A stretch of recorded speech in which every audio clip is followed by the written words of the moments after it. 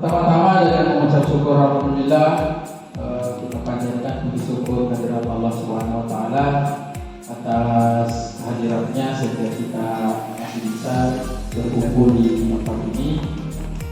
Kemudian tak lupa juga kita ucapkan salawat serta salam pada junjungan kita Nabiullah Muhammad SAW. Selanjutnya atas nama MC atau pembicara pada siang hari ini saya mengucapkan terima kasih yang setinggi-tingginya kepada Bapak Ibu yang sempat hadir dalam acara workshop peningkatan kompetensi guru.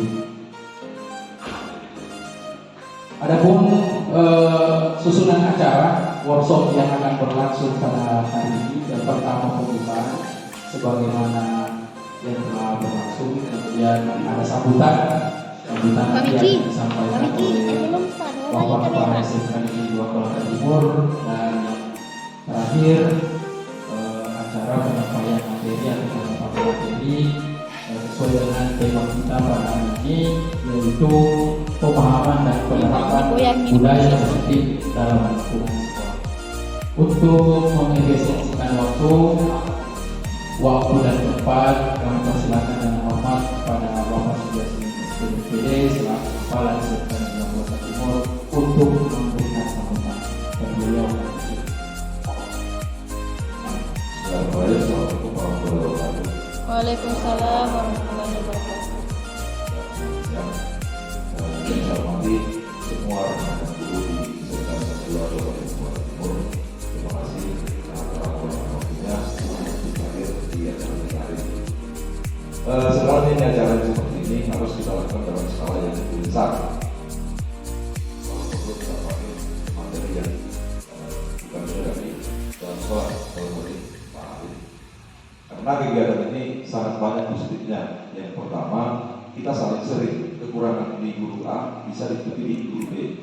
Saling sering, pengetahuan yang ada di guru A bisa disering pengetahuan yang ada di guru B. Sehingga karena kita sudah jadi guru, ya kita akan mendidik anak kita sendiri sekitar 2 orang ini. Karena saya yakin pasti setiap guru itu atau kita mendidik sendiri pengen lingkungan kita, kemudian anak kita itu berhasil. Ya, kemarin saya sering sampaikan sama kita semua, kita semua perlu dengan komitmen. Kita mau mulai, ini sudah sama kita, tempat kita cari bahasa-bahasa, kita cari kata sini. Maka ada dan kita berbulan emas. Apalagi banyak kita sudah terima kita, tapi kewajiban kita tidak laksanakan secara maksimal. Itu yang pertama. Kemudian yang kedua, kegiatan tahun depan yang seperti ini akan kita perbanyak, karena kemarin dari pihak pos provinsi itu menginginkan di rapor pendidikan tiap sekolah harus dilakukan apa yang kelemahan di rapor pendidikan tersebut. Karena kita yang paling lemah di oleh kemarin ada 2 itu literasi dengan literasi, otomatis tahun depan kita akan diperbanyak. Kemudian terkait dengan kurikulum merdeka, karena kita masih melaksanakan tahap 13 di periode berikut, insya Allah tahun yang datang nanti saya komunikasi dengan teman-teman yang buat di sana. Kalau perlu pakai kan kita buat aja, kalau perlu kita pakai di sini untuk datang memberikan pengalamannya dia, kita sering pengalaman sama dia. Karena kegiatan workshop peningkatan kompetensi guru SMK Negeri 2 Kota Timur dalam hal inspirasi, pemahaman dan penerapan budaya positif dalam lingkungan sekolah, saya ucapkan.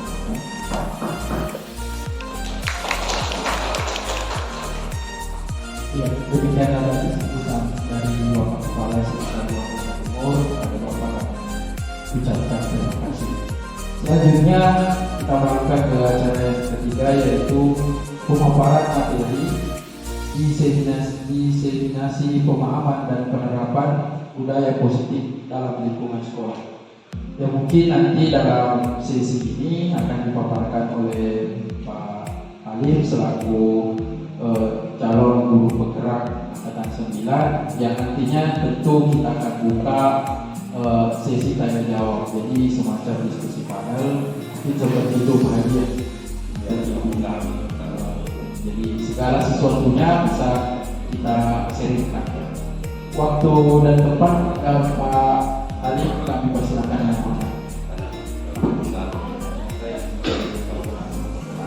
Bismillahirrahmanirrahim. Assalamualaikum warahmatullahi wabarakatuh. Waalaikumsalam warahmatullahi wabarakatuh. Terima kasih kepada koordinator, Pak Yusuf dan kepala sekolah yang sudah memberikan waktunya.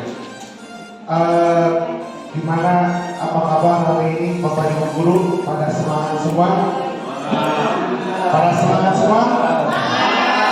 Baik Bapak Ibu Guru, mohon maaf sebelumnya pertama saya tidak mau menggurui, kita sharing saja. Kebetulan saya dapat ilmu sedikit, maksudnya kita sharing supaya kita tahu apa sih yang disebut diskriminasi, pemahaman dan penerapan budaya positif untuk di lingkungan sekolah ini. Tapi sebelum itu mungkin Bapak Ibu supaya enak dan mendengarkan terus kita bisa diskusi, saya sedikit 3 kali saja supaya tenang, tapi kita tuh damai, terus sambil cari tempat posisi yang enak untuk mendengarkan dan diskusi. 3 kali tarik nafas. Pertama ya, tarik nafas pertama, tarik nafas dalam, tahan, lepaskan. Yang kedua, tarik nafas yang kedua, tarik nafas, tahan, keluarkan.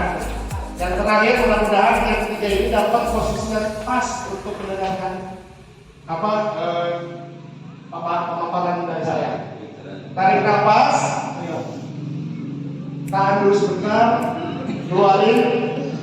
Ya, alhamdulillah, mudah-mudahan tarik nafas ini bisa menempatkan posisi ibu dengan posisi rileks supaya apa yang akan saya paparkan secara keseluruhan bisa diterima oleh Bapak Ibu. Oke Bapak Ibu, supaya semangat, saya akan sedikit membuat tes reading dulu. Karena tadi saya lihat kayaknya lebih banyak perempuan, jadi yang memperagakan nanti yang di depan itu posisinya orang perempuan. Mohon Bapak Ibu semuanya untuk bisa berdiri di tempatnya masing-masing. Semuanya Pak.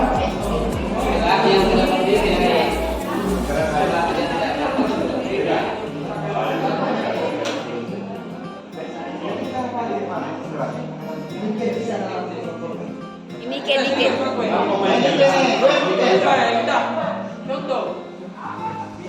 Sudah siap semua?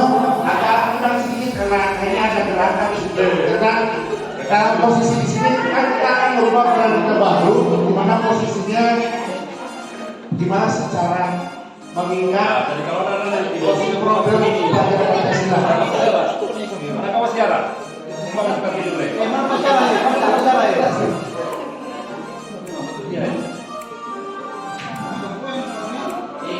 Ikuti, boleh ikuti kan suaranya kecil.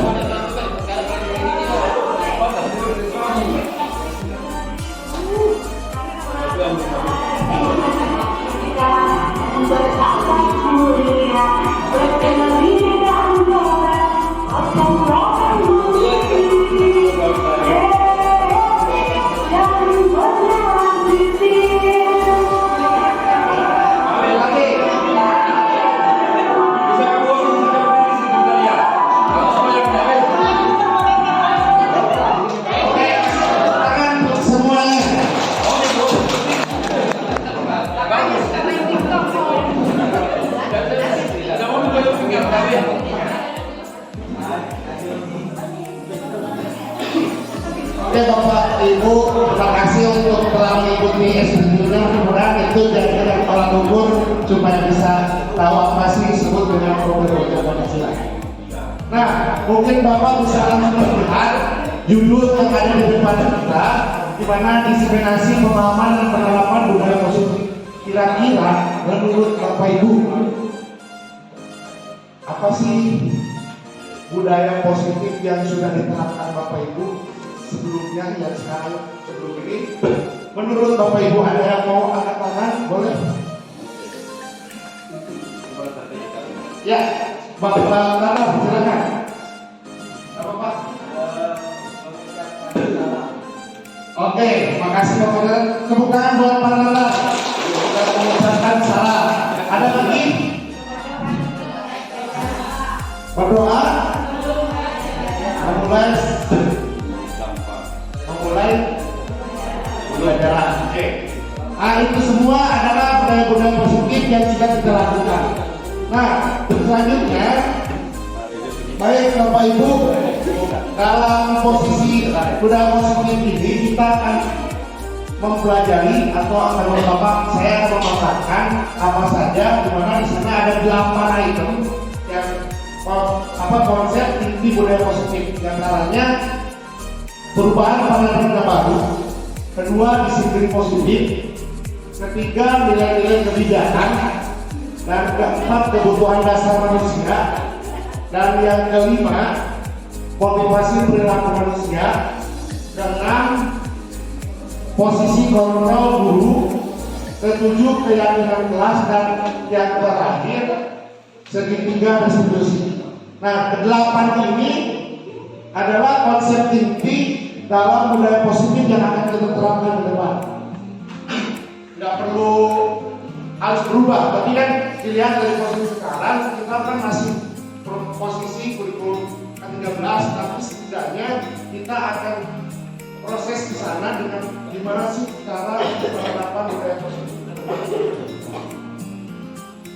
Untuk yang pertama, dalam posisi kurikulum yang sekarang, kurikulum 13, ada yang disebut dengan pembelajaran dengan paradigma baru, di mana di dalam sini posisinya saya bertanya Bu, Bapak Ibu, pertanyaan saya, ada yang disebut dengan pembelajaran berpusat pada guru dan berpusat pada siswa. Coba ada yang selama ini Bapak Ibu guru mengajar, posisinya mana? Ada yang berpusat pada guru atau pusat pada siswa? Kira-kira apa sih sebut dengan pembelajaran pada guru dan untuk berpusat pada guru berarti guru yang menyuapi siswa. Ya, siapa yang mau menjawab? Kalian.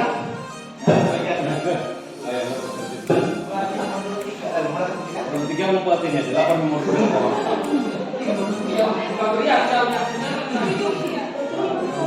Sembarang saja itu bapak-bapak guru. Lain ditanyakan, lain dah bahas modul-modul.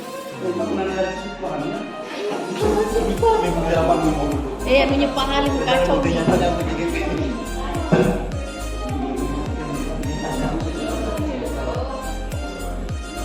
Ini bukti nyata ini. Ya, silakan siapa yang mau mengutarakan apa sih perbedaan pembelajaran berpusat pada guru dan berpusat pada siswa. Bu Andriani boleh silakan.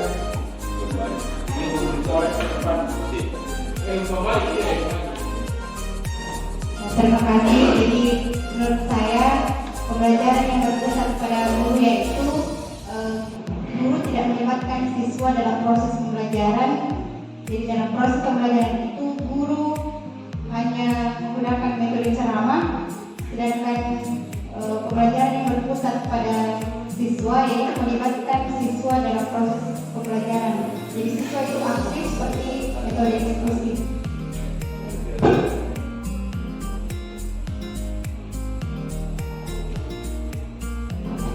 Oke, kasih tepuk tangan buat Ibu Andriani bahwa posisi apa sih pembelajaran berpusat pada guru dan berpusat pada murid.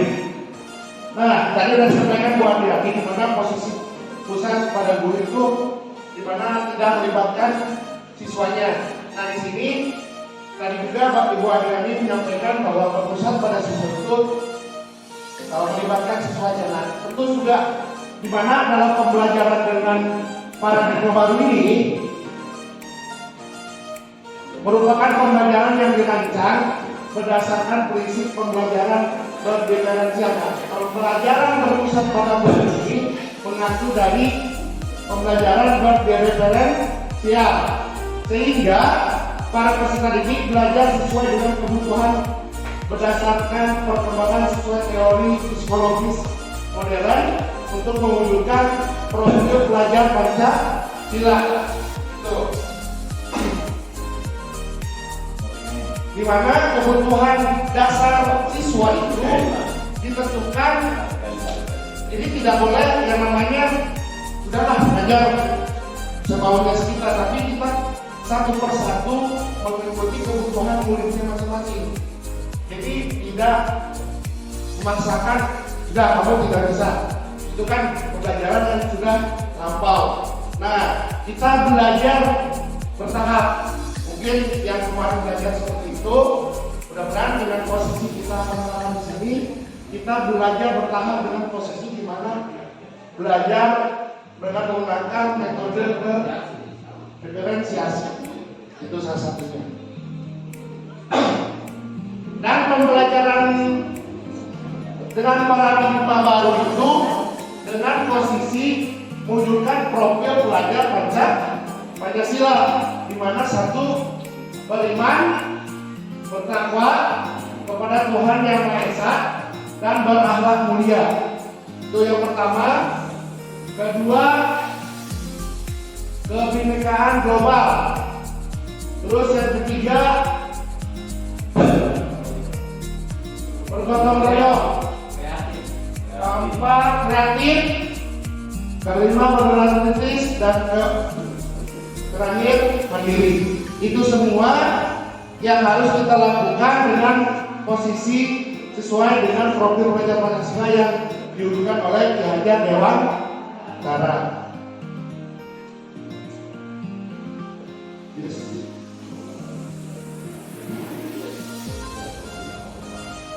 Baik Bapak Ibu, ada sedikit permainan dulu sebelum masuk ke sini. Saya mungkin kita berpasang-pasangan. Saya kasih. Kalau semuanya ini mungkin di tengah aja. Jadi berarti bukan dengan Balikan ke Pak Michael. Dua.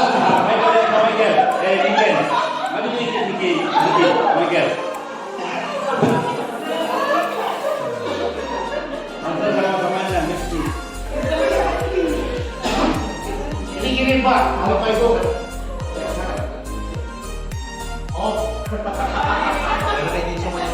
Ini berarti bikin 3 kelompok saja, mungkin 2-2, ada yang laki-laki. Jadi ini ceritanya Pak, kertas kosong ini, itu nanti pilihan. Ada yang memegang rahasianya masing-masing, ada yang memintanya. Nah itu terserah, nanti saya kasih waktu 3 menit. Cara si orang pertama itu misalnya contoh, saya kasih kertas kosong ini sebagai kertas kosong rahasia Bapak Ibu. Rahasia Bapak Ibu yang dimana posisinya tergantung Bapak Ibu mau memberikan kepada orang yang meminta, terserah yang meminta ini asal atau apa dan sebagainya, tergantung Bapak Ibu. Nah ini saya kasih satu-satu, mungkin 3 laki-laki 3 perempuan, terus memperhatikan cara proses di mana si B itu meminta ke si A untuk si kertas kosong rahasia ini. Kita kan itu ceritanya barang ini rahasia negaranya Bapak Ibu sendiri. Nah, ceritanya si B itu meminta dengan Pak terserah apa cara seperti apa. Pesanan kemarin Ibu Niken satu. Niken apa rasa Niken? Misalnya itu sama.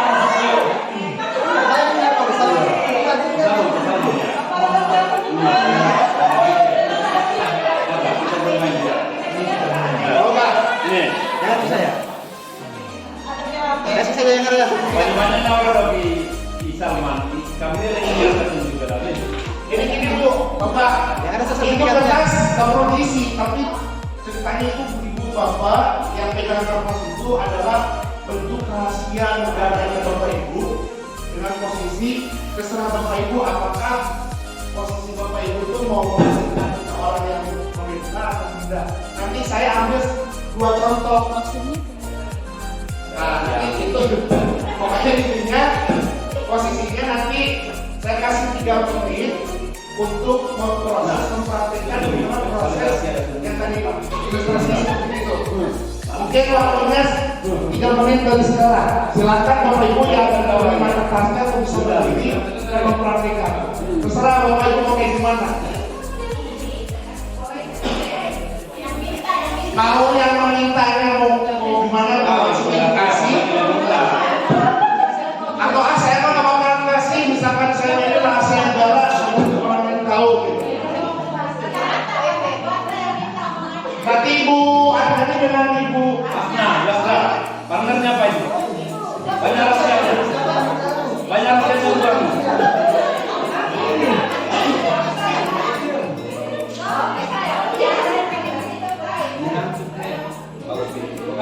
Sudah mulai, silakan.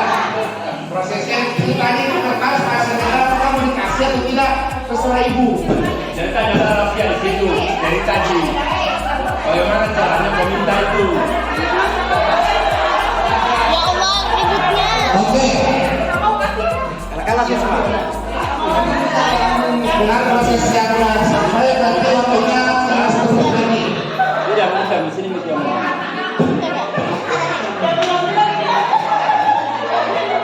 Ada juga orang rahasia. Oke, baik Bapak Ibu sudah. Terima kasih, kasih tepuk tangan buat semua yang mempraktekannya. Bari.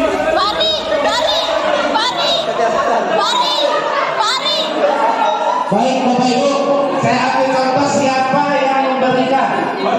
Dan temannya siapa? Kakak-kakak Bu. Kelompok. Yang memberikan siapa?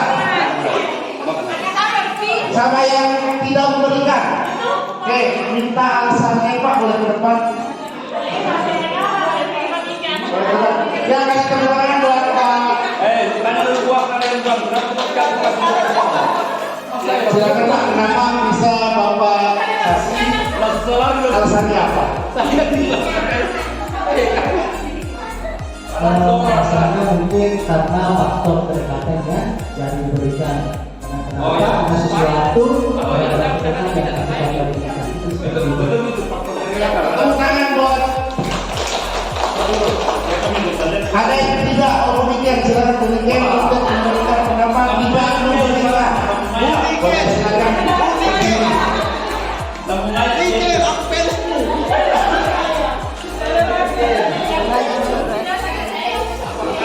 Alasannya kenapa saya tidak memberikan ini sifatnya rahasia. Jadi dalam berpikir teman ataupun apa sudah kata apapun itu masih belum bisa saya percaya.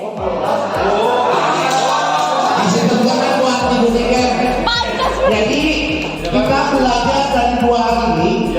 Dari mana tadi dari skenario pertama dari Pak Salman memberikan kertasnya karena saya yakin tuh bahwa itu saudara saya itu nggak bakal apa-apa dan apa masalah yang akan disampaikan itu ada solusi nanti dibuatnya. Tapi di sisi lain Ibu Niken, saya nggak mau kasih rahasiaku karena rahasia negara, rahasia pribadi itu takutnya di. Nah, kita ambil posisi yang tadi menjadi salah satu patokan di mana kenapa sih posisi kita itu dikasihkan dan tidak dikasihkan. Ada pada diri kita sendiri. Kalau diri kita posisinya gak mau ya, posisinya kembali lagi kepada pribadi kita sendiri. Kalau kitanya jujur saya posisinya sesuai, sudah yakin bahwa teman saya itu bisa mengendalikan dan dapat solusi. Itu kembali lagi ke kepribadian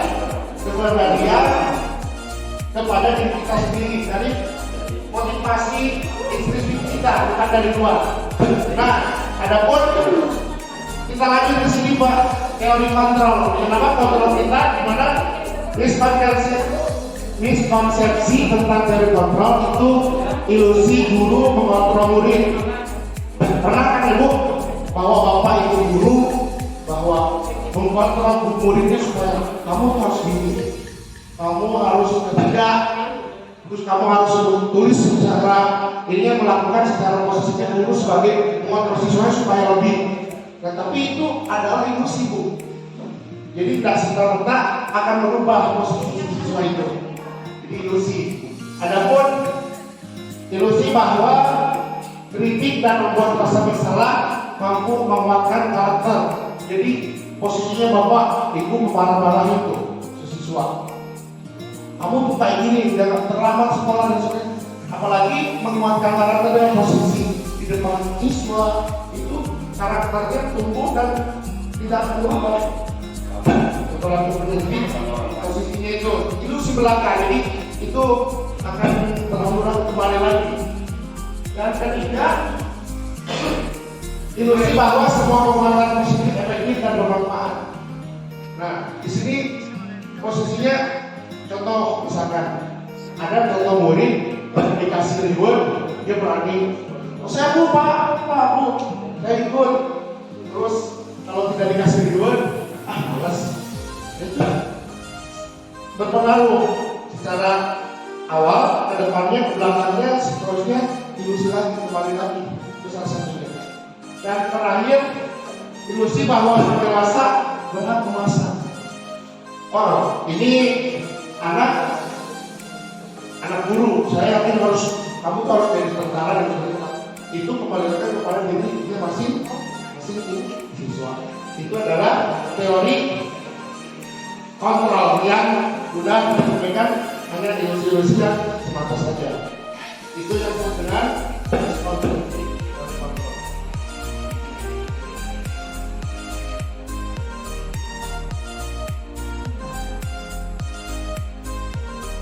Nah, di mana mengubah paradigma stimulus respon ke pendekatan teori kontrol itu sangat beda jauh.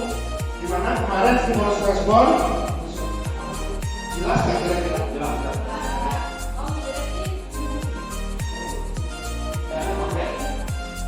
Di mana stimulus respon dia realitas kebutuhan kita sama, tapi di teori kontrol realitas kebutuhan kita berbeda, masing-masing berbeda. Itu di stimulus respon. Terus semua orang melihat hal yang sama. Kalau di teori kontrol, setiap orang memiliki gambaran berbeda-beda. Jadi setiap orang sesuai punya gambaran atau punya karakter masing-masing, jadi tidak sama. Ya. Terus di dalam stimulus respon kita mencoba mengubah orang agar berpandangan sama dengan kita. Tapi di teori kontrol tidak boleh. Kita berusaha memahami pandangan orang lain tentang dunia. Jadi jangan berbeda sekali. Terus yang selanjutnya, perilaku guru dilihat sebagai suatu kesalahan. Kalau di teori kontrol, semua perilaku memiliki tujuan. Terus orang lain bisa mengontrol saya, tapi di teori kontrol ini hanya ada yang bisa mengontrol diri Anda sendiri. Jadi di mana posisi yang melakukan posisi kontrol, kita tidak bisa mengontrol orang lain, tapi yang bisa mengontrol kita sendiri itu diri kita sendiri. Jadi kembali kepada kepribadian kita sendiri. Terus yang selainnya, pemaksaan ada pada saat rujukan pemaksaan ada pada saat rujukan gagal. Kolaborasi dan persepsi menciptakan pilihan-pilihan baru. Siapa yang belum absen tadi? Terus stimulus respon di sini model berpikir menang kalah. Jadi pada kita yang dulu itu berpikirnya menang kalah. Kalau di kontrol bikin solusi menang dua-duanya. Ya, dasar pilih dengan dua-duanya. Itu salah satu pengubahan paradigma baru dalam stimulus respon ke teori kontrol kita yang tadi disampaikan. Ya.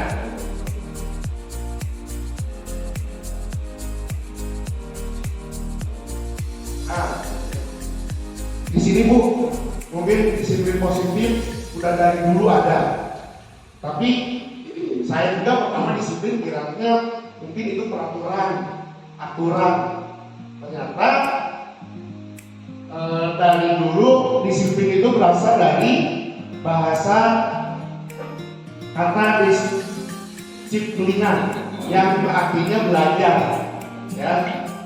Yang artinya belajar, dimana disiplin mengacu pada disiplin diri yang memiliki tanggung jawab terhadap apa yang dilakukannya berdasarkan nilai-nilai yang diyakini. Jadi posisinya itu dulu kita belajar, saya pribadi ternyata disiplin itu cenderungnya ke peraturan bahwa kamu itu harus mengikuti pelajaran saya. Kalau tidak mau kamu masuk, pokoknya itu aturan masuk. Tapi di sini disiplin positif ternyata disiplin itu belajar. Jadi udah dari dulu. Terus ternyata hasil disiplin positif tersebut merupakan salah satu cara penerapan disiplin yang bertujuan untuk menumbuhkan kesadaran serta memberdayakan peserta didik tanpa imbalan, penghargaan, reward, ancaman atau hukuman. Jadi ternyata disiplin positif itu kalau dalam komposisi pembelajaran baru, penghargaan reward itu tidak diperbolehkan. Jadi ceritanya itu akan yang tadi kembali ke dalam kontrol, posisinya dia akan melakukannya lagi, tapi seterusnya karena gara-gara apa? Gue dan ancaman tersebut. Nah, tujuan kita sebagai tenaga pendidik atau sebagai pendidik, di mana kita adalah menciptakan peserta didik yang memiliki disiplin diri sehingga mereka berperilaku mengacu kepada nilai-nilai kebijakan universal dan memiliki motivasi intrinsik dalam perubahan perilaku ke arah yang lebih baik. Maksud di sini perilaku yang mengacu kebijakan universal. Jadi posisi anak ini untuk peserta misalkan disiplin, jujur, bergotong royong dan sebagainya, itu salah satu kebijakan universalnya, di mana harus mengacu dalam motivasi intrinsik, motivasi dalam diri kita sendiri, pribadi kita sendiri keluar.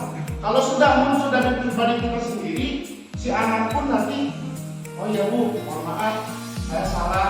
Jadi tanpa ada, kamu salah, kamu saya hukum dan sebagainya itu tidak mulai itu. Tapi dengan adanya tujuan kita itu, posisinya akan berubah dengan kembali kepada si anak itu sendiri.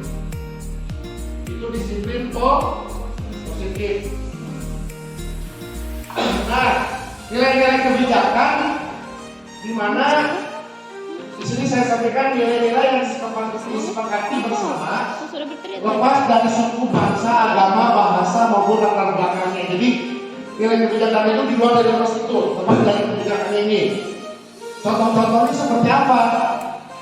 Saya akan kasih contoh 3, di mana contoh nilai kebajikan institusi atau organisasi. Di antaranya yang sekarang akan kita lakukan dulu ya, kita lakukan ke depan bareng-bareng, kita proses bersama, kita buru-buru, santai tapi berjalan perlahan.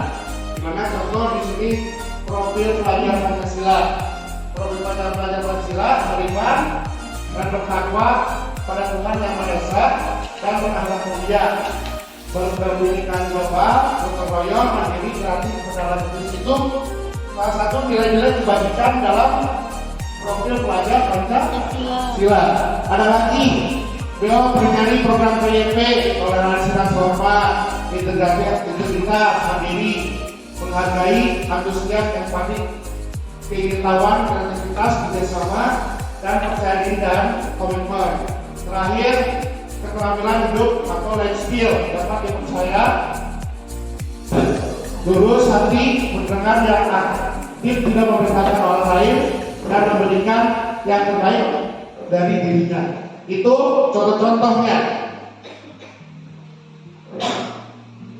Nah, mungkin di sini Bu, kita harus merefleksi karena gimana caranya kebutuhan dasar manusia. Karena kebutuhan dasar manusia itu adalah segala sesuatu yang kita lakukan untuk mendapatkan apa yang kita inginkan. Seluruh tindakan yang kita lakukan memiliki tujuan tertentu dan semua usaha terbaik yang kita lakukan adalah dalam rangka kebutuhan dasar kita terpenuhi dengan baik. Jadi sebelum melakukan itu kembali lagi kepada diri kita, kebutuhan dasar seorang itu seperti apa dan kebutuhan dasar untuk si siswa apa saja. Jadi kita memang berat menjadi guru tapi kita laksanakan karena itu adalah salah satu kewajiban untuk kita. Adapun ini Bu, 5 kebutuhan dasar manusia yang harus kita tahu, harus kita pelajari bersama-sama. Yang pertama, bertahan hidup, makan, pakaian, tempat tinggal, keamanan, dan kesehatan. Kita harus bertahan hidup bersama. Kita tuh ada peserta didik kita di sekolah yang ngajar kita bertahan hidupnya kayak makanannya gimana, terus pakaiannya seperti apa. Kadang-kadang tiap-tiap orang, tiap siswa itu punya masing-masing berbeda. Kadang-kadang kan kalau kenapa kamu nggak makan? Karena kita menjadi anak itu. Ya. Nah, terus selanjutnya kasih sayang dan rasa diterima dipedulikan, berbagi kerjasama menjadi bagian dalam kelompok. Jadi siswa tersebut peserta didik kita itu kadang ada siswa yang dengan sayang tapi kita posisi sebagainya. Nah, kadang posisi ada itu kita egonya itu tinggal apa juga gitu amat dalam biasa juga, tapi kadang-kadang posisinya di situ. Siswa butuh ada kerjasamanya, peduli, kita bagian di dalamnya gitu kan. Asal menanyakan gimana cara prosesnya itu. Terus yang terakhir, yang ketiga, penguasaan harga diri, keinginan untuk dianggap, dipimpin, berprestasi, diaktifkan. Posisi kita waktu kita membuat presentasi itu susun kelompok, ya Bu. Terus ada satu kelompok itu ada yang ada dia, kadang-kadang sesuatu saya Bu yang jadi moderator, saya bicara, saya apa dan sebagainya. Itu posisinya ada di sini, penguasaan ingin dianggap sebagai pemimpin. Posisinya pengen ada penganggapan juga kepada guru tadi. Terus yang terakhir, kebebasan, mandiri, memiliki pilihan, mencoba hal baru, mampu mengendalikan arah dirinya. Jadi mungkin dalam pembelajaran nggak mau terus di kelas, dari keluar hal baru yang akan dikembangkan itu apa, seperti apa. Keinginan siswa itu banyak, tapi kadang kita tidak pahami apa saya yang akan saya lakukan. Ya udah di kelas kita belajar, saya ini pribadi gue gitu. Karena suka merefleksi, ini anak kenapa ya kok seperti ini? Apa yang harus saya lakukan? Kembali lagi kepada diri kita sendiri, gimana cara memprosesnya. Nah, mungkin yang terakhir dalam 5 kebutuhan dasar manusia ada kesenangan.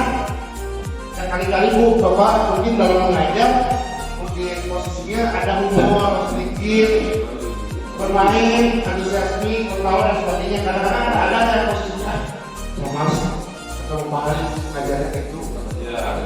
Salah satu posisinya mungkin dari 5 kebutuhan dasar manusia ini bisa dipahami oleh Bapak Ibu dengan proses bisa diterapkan secara bersama-sama.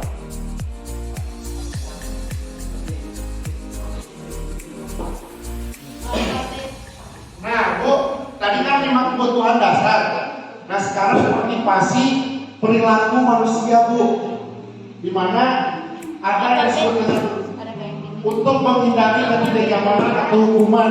Kadang contoh misalkan kita terlambat ke sekolah atau posisi kayak tadi lah, misalnya ada bapak KS baru bisa datang, terus siswa kita datang juga habis ini.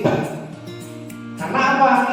Motivasinya bukan dari diri kita sendiri, motivasinya dari penekanan orang lain bahwa ada Pak KS yang harus masuk, atau ada Pak Arif yang lagi menjaga posisinya anak, jadi takutnya karena hukuman. Terus dengan motivasi ekstrinsik ini untuk mendapat imbalan ada penghargaan dari orang lain. Nah, yang penting posisinya supaya tahu supaya mendapat penghargaan atau imbalan. Sama seperti siswa pun gitu seperti itu.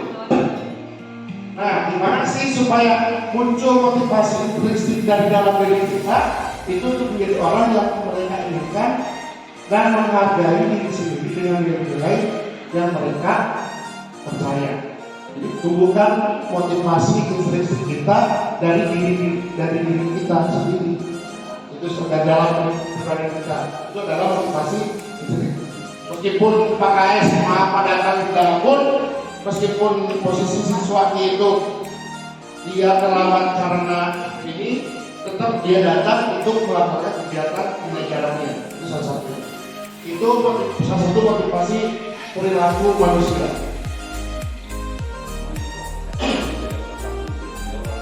Nah itu,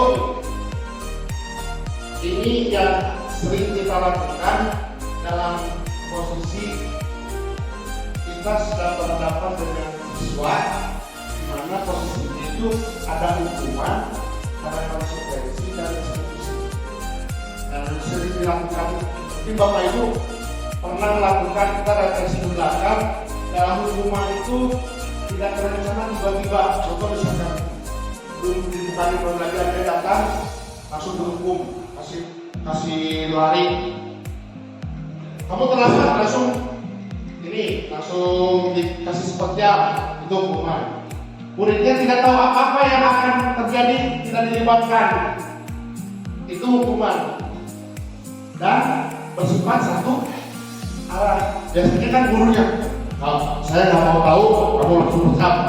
Nah itu salah satunya mungkin. Nah ibu pernah nggak ngelakuin di sini hukuman? Pasti itu pernah sering dilakukan.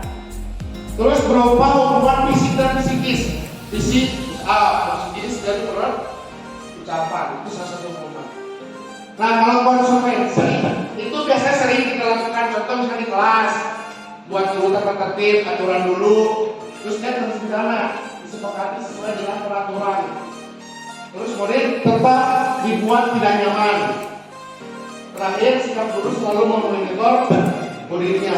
Nah itu mungkin Pak pernah ya, itu salah satunya. Nah, terakhir ini restitusi, di mana restitusi ini proses menciptakan kondisi bagi murid untuk memperbaiki kesalahan.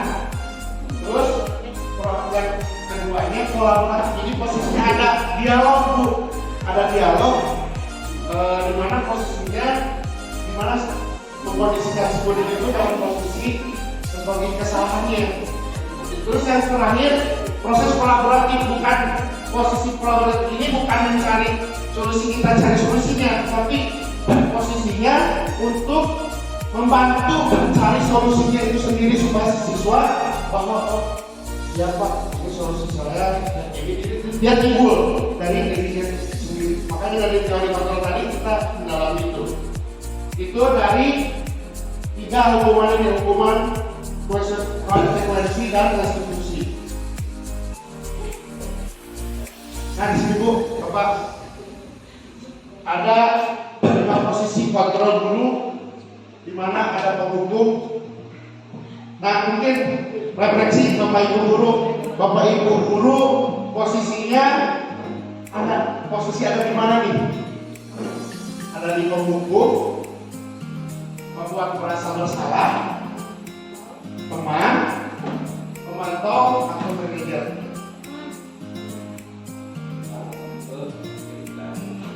Tanya siswa. Pari, gimana Pari? Ada di posisi berapa? Mungkin kita selama ini kita ada di posisi ekstra. Penghukum juga ada, membuat merasa bersalah juga ada, posisi teman pun ada, pemantau juga ada. Ini BK juga bisa, karena ini untuk semua. Karena kita yang akan di kelas posisinya. Nah, yang akan ada di sini yang baru-baru itu adalah manajer. Karena posisinya nih manajer. Penghukum, Bapak udah kasih tahu dua posisi motor buruk, perbuatan merasa bersalah. Nah, nanti saya kasih contoh Bu, apa sih kata-kata sebagai hukum? Mungkin ada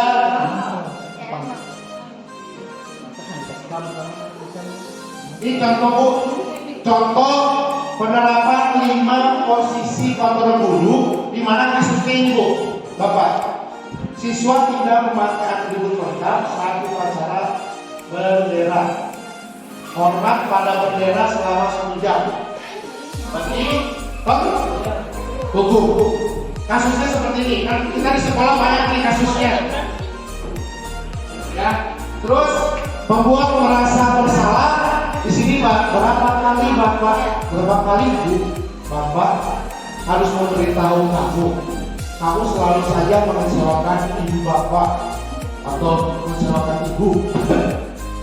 Nah, pernah ada obrolan seperti itu ke murid? Kecewa karena kita nganggung kamu. Itu membuat merasa bersalah. Nah, ayo dong ikuti aturan sekolah. Tolong bantu Bapak ya.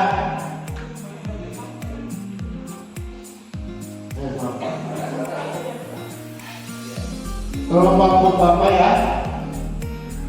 Sekali yang sudah tidak apa lain kali jangan sampai membuat seperti ini lagi ya. Kadang-kadang ada posisi teman itu. Terus ada posisi pemantau. Kamu sudah melanggar peraturan sekolah. Kamu tahu konsekuensinya.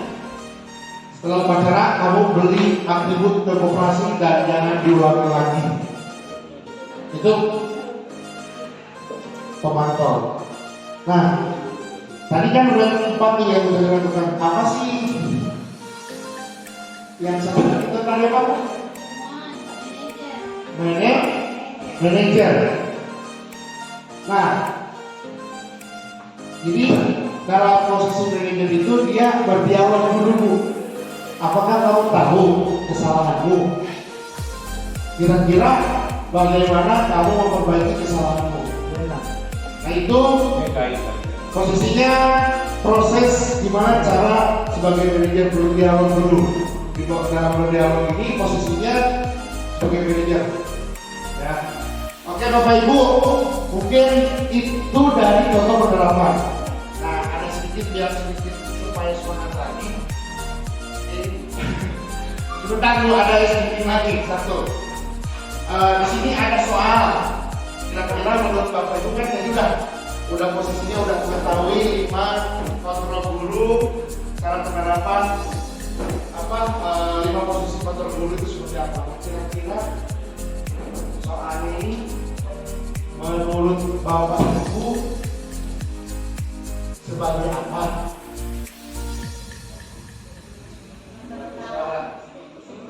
Gimana Ibu dia?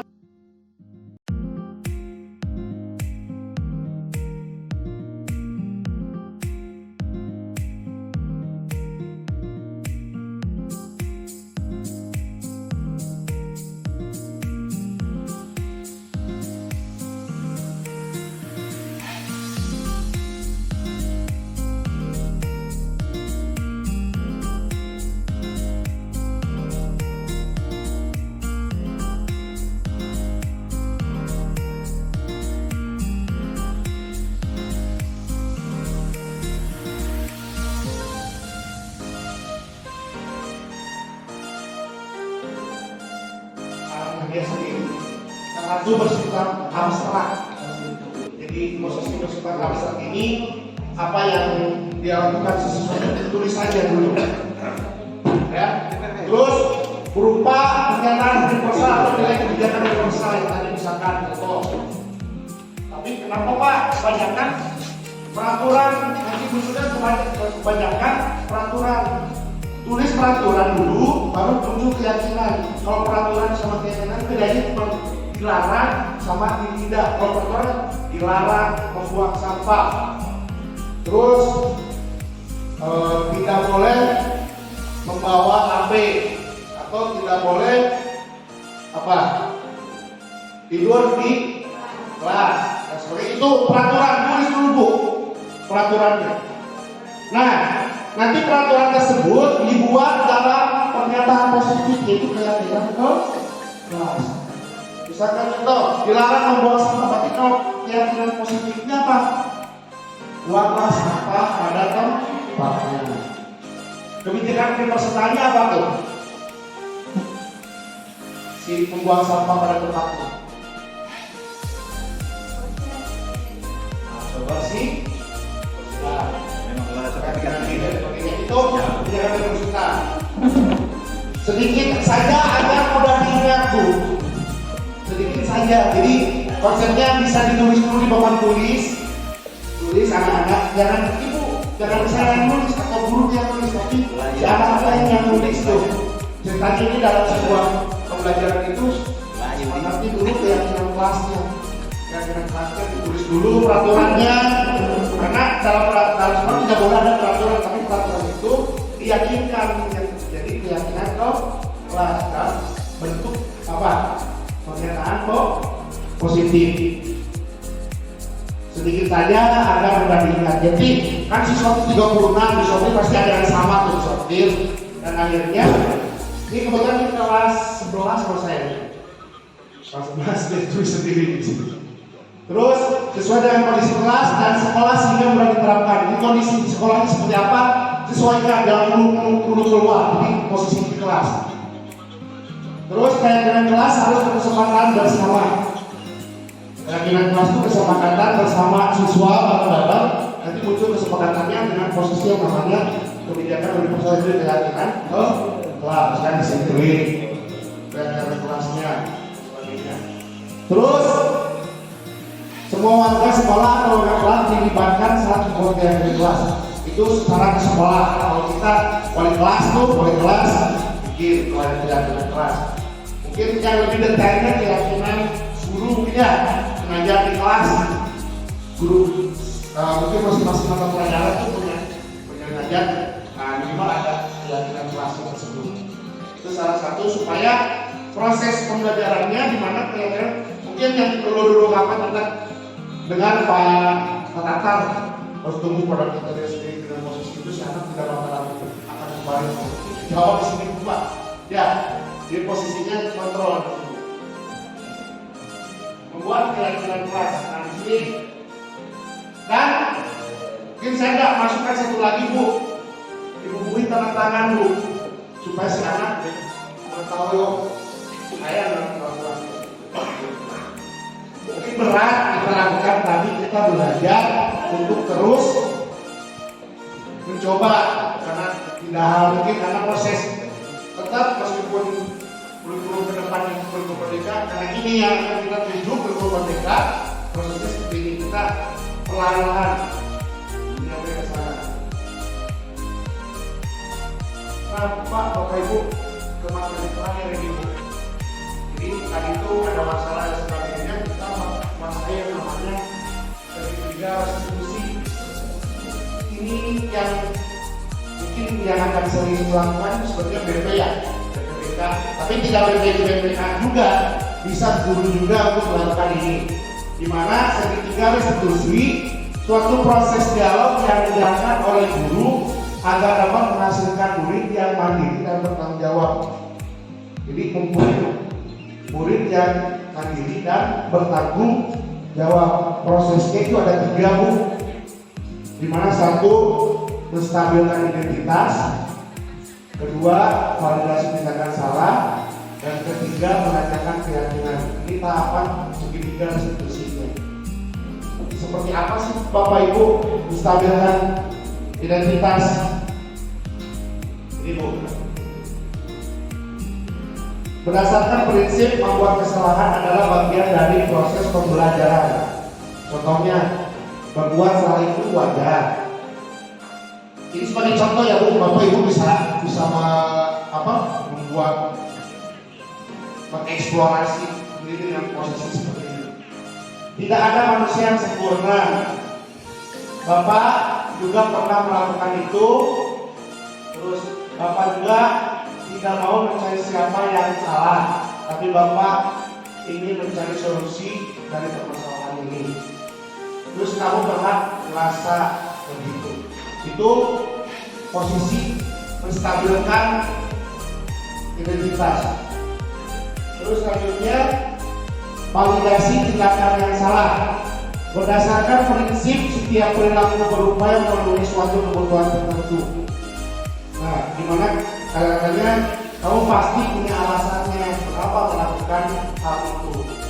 Terus selanjutnya, padahal kamu bisa melakukan yang lebih baik dari dia. Terus kamu patut bangga karena telah melindungi suatu yang penting buatmu. Terus kamu melakukan karena mempertahankan sesuatu yang penting bagimu. Itu validasi tindakan yang salah. Selanjutnya, menanyakan keyakinan. Nah, tadi kan disampaikan sudah bikin keyakinan kelas, makanya ditanya berdasarkan prinsip teori bahwa pada dasarnya kita bertermotivasi secara instan, jadi muncul dari diri kita sendiri. Tadi kan udah di kelas itu udah bikin keyakinan kelas, jadi ditanya misalnya dia melakukan kesalahan, apa keyakinan kelas kita? Terus nilai-nilai apa yang kita disepakati bersama?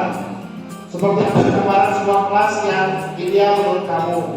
Kamu ingin menjadi orang yang seperti itu. Salah satu menanyakan keyakinan. Bapak Ibu, segitiga restitusi ini tidak hanya dilakukan, tapi kadang-kadang ada anak siswa seperti itu kita lakukan restitusi udah tetap lakukan, tapi tetap seperti itu. Kadang posisi segitiga restitusi ini kita bisa kembali ke sebagai teman, sebagai pemantau, seperti tidak boleh yang namanya sebagai penghukum. Nah, dari kurikulum merdeka ini penghukum ini udah tolong kita jauhkan sebagai teman, sebagai konsultasi juga itu udah turun ke. Jadi posisinya tetap dalam posisi tadi sebagai teman. Kalau misalkan tidak bisa si anaknya pas posisi kalau marah-marah kita sebagai teman, jangan dulu karena kembali ke posisi Bapak Ibu. Itu salah satunya. Nah, mungkin Bapak Ibu ini saya mencoba membuat contoh segitiga ini dengan kelas 12 TKDA.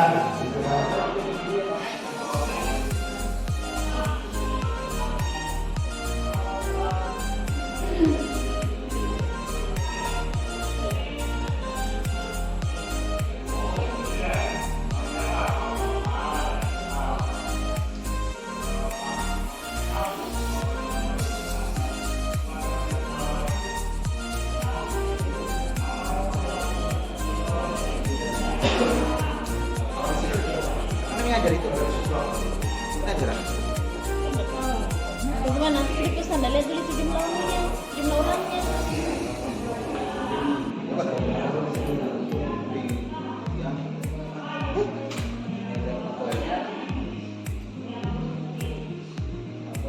Bentar, ada yang tidak chat,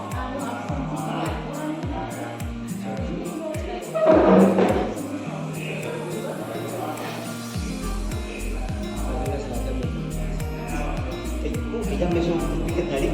siapa besok? Siapa besok?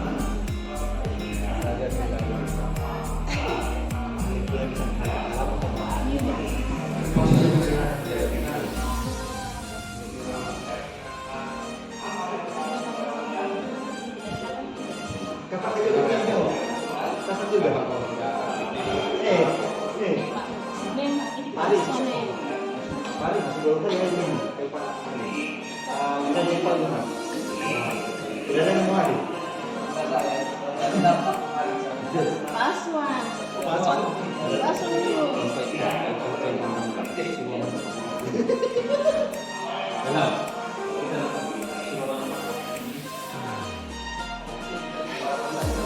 Paswan sampai Ilham.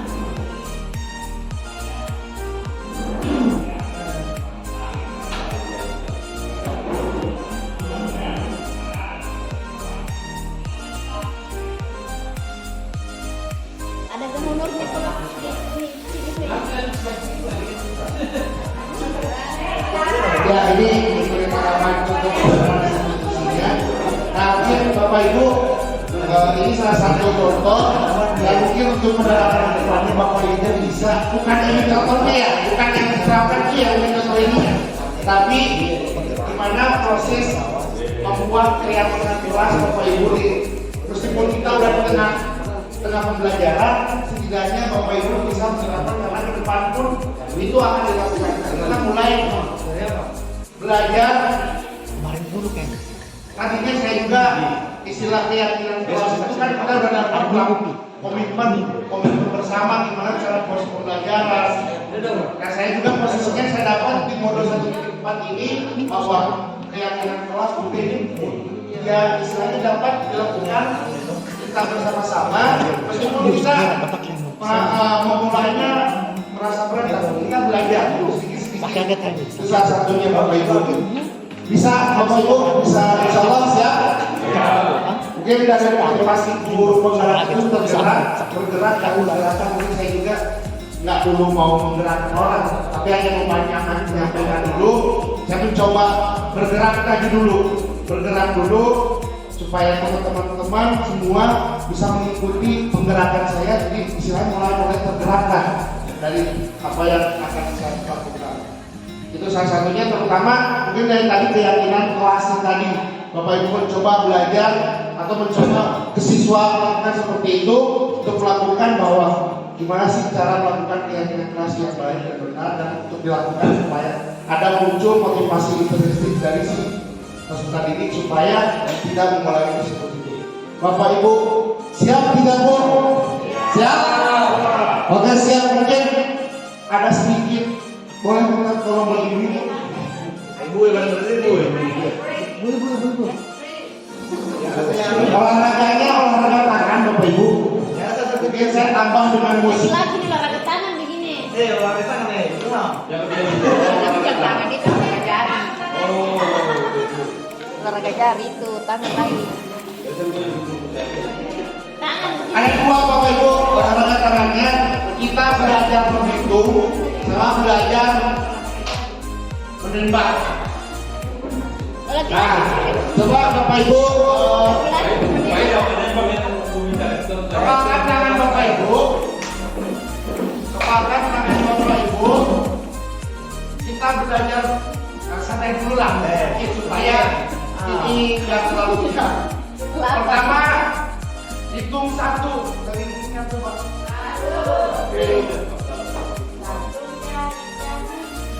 Dua. Duanya ini.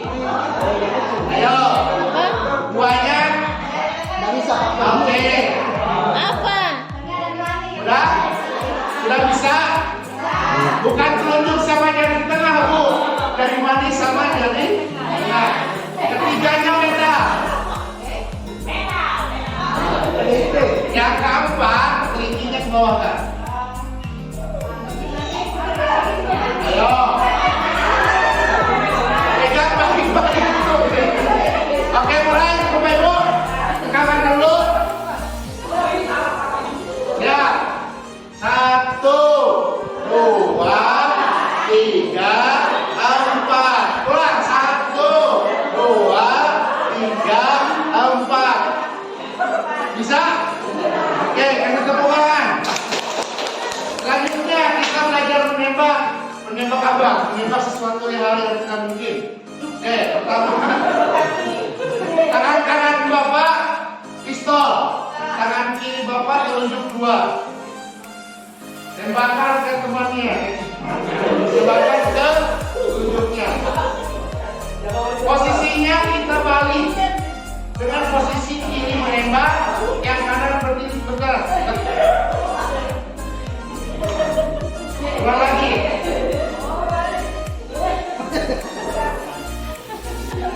Ya, Bapak Ibu. 1, 2, 3, 4, 5, 6, 7, 8. 1, 2, 3, 4, 5, 6, 7, 8.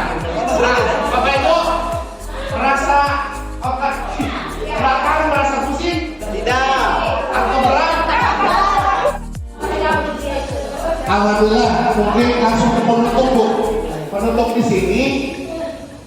Dan setelah penutup mungkin ada sesi tanya 2 pertanyaan mungkin kita diskusi bareng-bareng. Jadi dalam penutup ini, dalam penerapan program disiplin positif, hendaknya guru memiliki standar kepribadian profesional dan sosial yang baik, di mana guru mampu merefleksi dirinya dalam posisi kontrol saat ini. Bagaimana perjalanan dirinya sebagai Among ini adalah sebuah manajer yang menuntut murid-muridnya menjadi insan yang mandiri, merdeka dan bertanggung jawab sesuai standar nasional pendidikan. Itu penutup dari saya. Mungkin mohon maaf apabila ada kata-kata saya yang tidak berkenan. Semoga pemaparan hari ini bisa bermanfaat ke depannya. Terima kasih teman-teman telah hadir dan tetap standby dalam menerima pemaparan ini. Terima kasih. Assalamualaikum warahmatullahi wabarakatuh.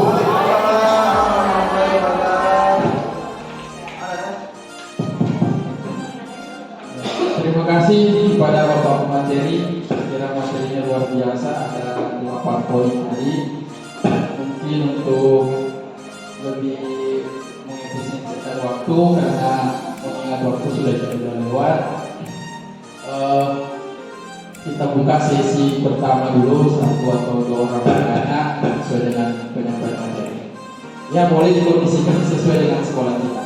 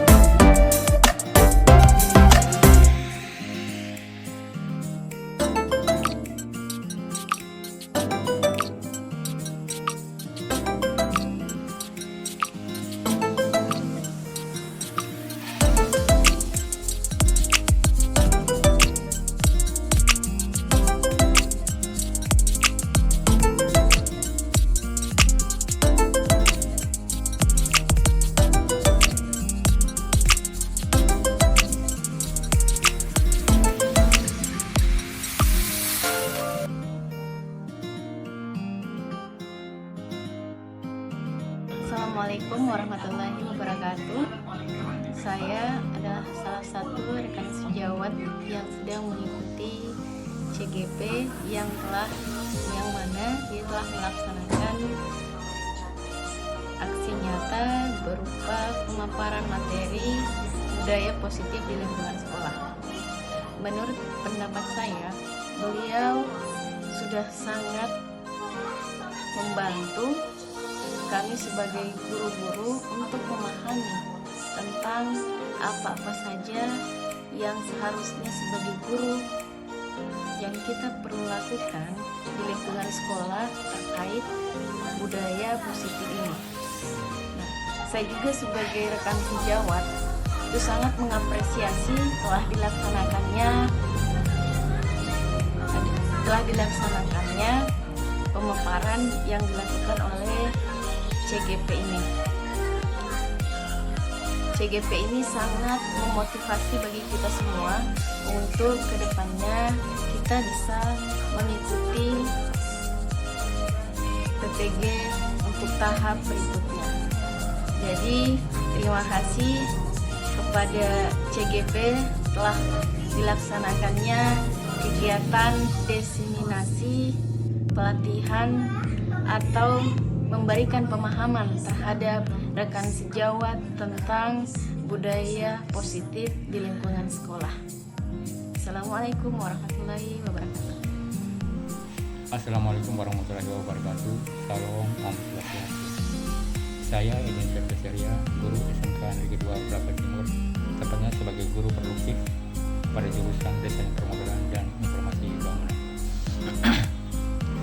Tanggapan saya terhadap seminar diseminasi pemahaman dan penerapan budaya positif yang disampaikan oleh Pak Halim Abdul Said selaku calon guru penggerak ini, saya pribadi mengucapkan banyak terima kasih atas materi dan ilmu yang saya dapatkan pada seminar ini. Salah satunya bagi saya yang cukup menarik adalah tentang peran kontrol guru sebagai seorang manajer. Bahwa selama ini bagi saya yang cukup unggul adalah peran guru sebagai seorang teman dan sebagai pemantau. Tetapi dengan materi kali ini justru saya mendapatkan satu materi baru, yaitu peran guru sebagai seorang manajer.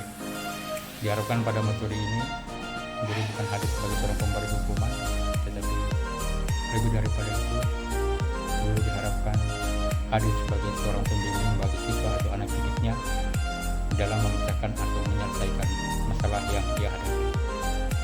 Jadi pada materi ini siswanya yang menyelesaikan masalahnya sendiri, gurunya hanya sebagai pembimbing. Saya rasa ini cukup menarik untuk pembentukan karakter anak didik kita ke depan. Itu saja tanggapan saya dalam video ini. Harapan saya bahwa kegiatan-kegiatan yang positif seperti ini bisa diadakan lagi di sekolah SMK Negeri 2 Kelapa Timur. Saya berharap kita semua bisa secara konsisten menerapkan segala budaya positif ini di lingkungan sekolah kita masing-masing sehingga bisa menghasilkan generasi masa depan kita yang unggul dalam ilmu dan skill atau keterampilan, serta lebih daripada itu bisa menghasilkan anak didik kita yang berkarakter dan berbudi luhur. Terima kasih. Assalamualaikum warahmatullahi wabarakatuh. Salam, Om Swastiastu. Assalamualaikum warahmatullahi wabarakatuh. Perkenalkan, nama saya Dian Fausia. Saya salah satu guru di SMK Negeri 2 Kolaka Timur. Khususnya saya guru mata pelajaran bahasa Inggris dan juga wali kelas 10 TKJA. Saya sangat mengapresiasi workshop yang telah diadakan oleh Bapak Haji Halim Abdul Said Eskom, karena dengan adanya workshop tersebut dapat menambah pemahaman saya atau pengetahuan saya dalam penerapan budaya positif di lingkungan sekolah. Dan saya sangat berharap workshop seperti ini dapat diadakan di sekolah-sekolah di Kolaka Timur, khususnya di SMK Negeri 2 Kolaka Timur. Terima kasih. Assalamualaikum warahmatullahi wabarakatuh. Hai, perkenalkan nama saya Yusri SST. Saya merupakan teman sejawat dari Pak Halim, sama-sama mengajar di SMK 2 Kolaka Timur. tanggapan saya setelah mengikuti pemaparan dari aksi nyata budaya positif tentang budaya positif di lingkungan sekolah, itu sangat memberikan pengetahuan atau tambahan pengetahuan yang dulunya salah menurut saya. Dan setelah mengikuti setelah mengikuti program atau pemaparan dari aksi nyata calon guru penggerak Pak Haji Halim Abdul Said, itu ternyata selama ini kita salah dalam menerapkan aturan-aturan yang ada di sekolah. Jadi menurut saya ini sangat bagus sekali, program ini sangat bagus sekali. Kita diberikan pengetahuan baru tentang bagaimana menumbuhkan budaya positif di lingkungan sekolah. Semangat terus Pak Halim sebagai peserta CGP Angkatan 9, semoga diberi kemudahan dan sukses. Terima kasih.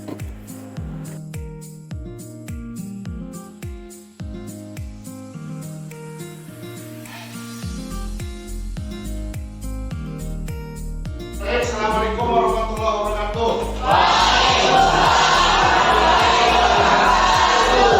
Apa kabar hari ini? Baik. Alhamdulillah baik semuanya ya. Hadir semua? Hadir. Kalau hadir semua, hari ini kita akan membuat keyakinan kelas. Ada yang tahu keyakinan kelas? Kalau tidak berat. Sebentar. Karena ada sebagian yang belum tahu keyakinan kelas, kita akan memaparkan apa yang disebut dengan keyakinan kelas. Sebenarnya keyakinan kelas ini adalah, kalau dulu kemarin kita melakukan kegiatan yaitu peraturan kelas ya. Nah sekarang kita rubah peraturan kelas ini yang kemarin dilarang membuang sampah. Nah keyakinan kelas kita menggunakan pernyataan positif. Di mana contoh misalkan Bapak kalian melakukan kegiatan dilarang membuang sampah. Berarti keyakinan kelas dengan pernyataan positif berarti apa? Harus membuang sampah. Buanglah sampah pada tempatnya. Nilai-nilai keyakinan kebijakan universalnya apa? Bagus, penjaga kebersihan itu adalah salah satunya. Kembali, Bapak akan memberikan satu kertas tiap orangnya, di mana kalian menulis tiap kertasnya, dan yang sudah melakukan penulisan kalian silakan menempelkan keyakinan kelasnya kalian di depan sini. Bisa dipahami? Bisa. Dimengerti? Bisa. Kalau bisa, Bapak akan coba membagikan kertas sticky note-nya supaya kalian bisa menuliskan keyakinan kelas apa saja yang akan kamu lakukan pada saat pembelajaran, supaya nanti pembelajarannya kalian itu mempunyai rasa tanggung jawabnya bahwa melakukan seperti itu kalian memahaminya. Selamat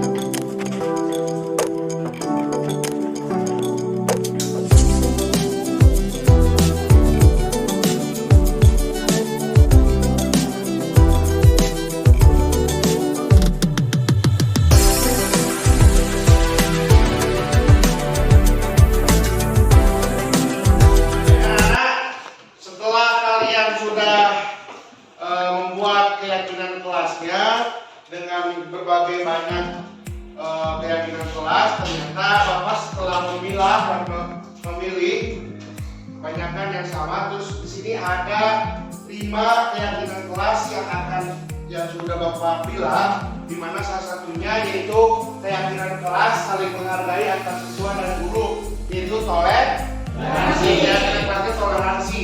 Nah, minimal kalian sudah mempunyai rasa tanggung jawab bahwa kalian itu melakukan toleransi saling menghargai. Terus di sini kedua, menjaga kebersihan kelas agar dalam pembelajaran terasa nyaman. Berarti keyakinan kelas universal ini adalah menjaga kebersihan.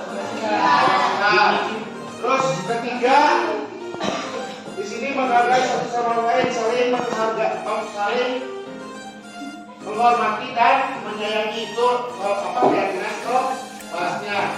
Terus misalnya masuk kelas tepat waktu dan berbalas sebelum belajar itu mandi. Jadi tidak perlu dikasih tahu, jadi otomatis kalian melakukan itu. Yang nah, Bapak nanya semuanya, kira-kira kita akan menyepakati apakah siapkah kelas kita sekarang seperti ini? Siap? Kalau sudah siap, berarti kalian sebentar Bapak akan satu-satu untuk menulis nama dan tanda tangan untuk menyepakati keyakinan yang sudah kita sepakati. Bisa dimengerti? Ya.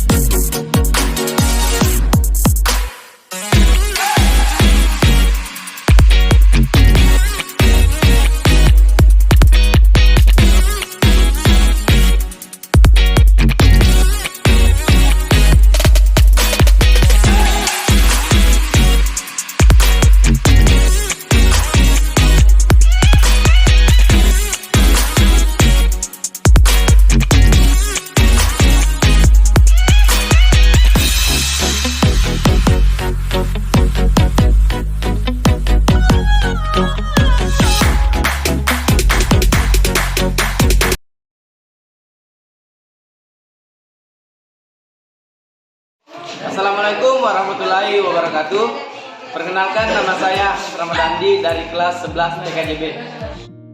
Assalamualaikum warahmatullahi wabarakatuh. Perkenalkan, nama saya Darni Selvika dari kelas 11 TKJB. Assalamualaikum warahmatullahi wabarakatuh. Perkenalkan, nama saya Glasa Putri dari kelas 11 TKJB. Assalamualaikum warahmatullahi wabarakatuh. Perkenalkan, nama saya Andika dari kelas 11 TKJB.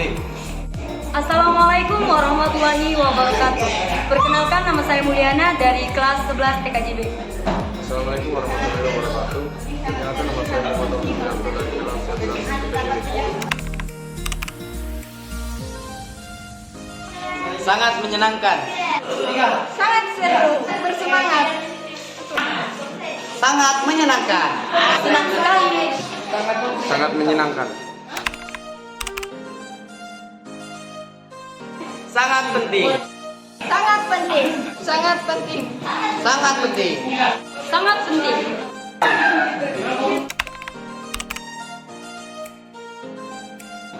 Dapat meningkatkan kedisiplinan saat proses belajar mengajar.